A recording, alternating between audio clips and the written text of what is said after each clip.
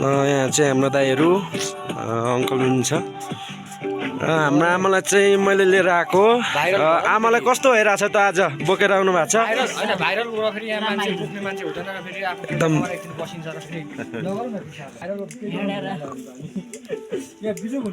हिँडेर आउनु सक्नु भएन आमा। अब यस्तो धाममा त कस्तो लागिरहेछ त आमालाई? हामी अहिले चाहिँ पुगिसकेको छैन, अब पुग्न लाग्छौँ।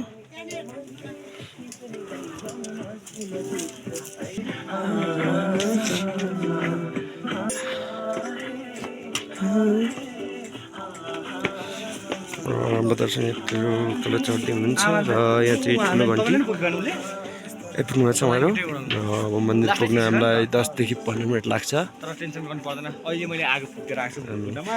हाम्रो एउटा सर चाहिँ अघि मान्छे पुर्याएर आएर यहाँ आगो फुक्दै आएको छु भनेर हल्ला गरे गर्छ। र उसलाई चाहिँ के भन्न चाहनुहुन्छ तपाईँहरू? र कमेन्ट चाहिँ आओस् उहाँको लागि, एकदम राम्रो सहित हुनुहुन्छ। एक दुईवटा कमेन्ट चाहिँ आओस् है उहाँको लागि।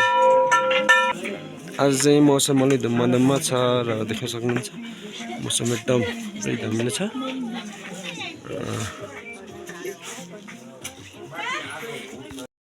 र यो चाहिँ माताको मेन मूर्ति हो, पाथिब्रह्म माताको मेन मूर्ति हुन्छ हाम्रो गुरु।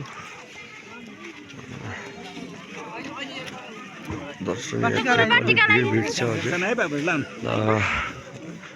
यहाँ गुरुले टिका लगाइदिँदै हुनुहुन्छ।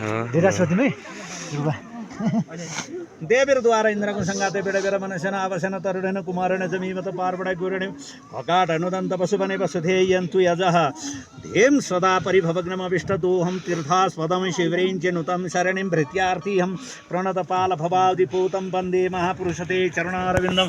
कालिका कालनाशाय मल्लिका रोगनाशाय भवानी शोकनाशाय सर्वदुःखनाशाय चण्डिकां पार्थिवरा देवी प्रीत्यार्थं ओम ऐं ह्रीं क्लीं चामुण्डाय विचे नमः। ओं क्लं हौं क्लैं जं स्वाहा। ज्वालाई ज्वालाई ज्वाला ज्वाला प्रजलपति ज्वाला हम शाम लाम श्याम फारसा।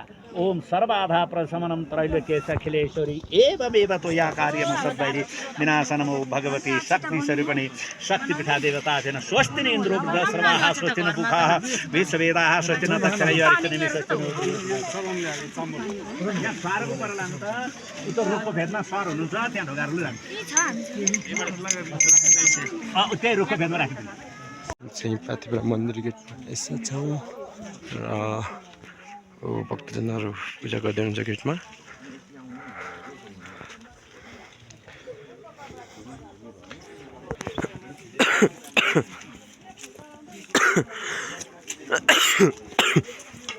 चाहिँ यहाँ मन्दिर गेटको बाहिर आइसकेको छ।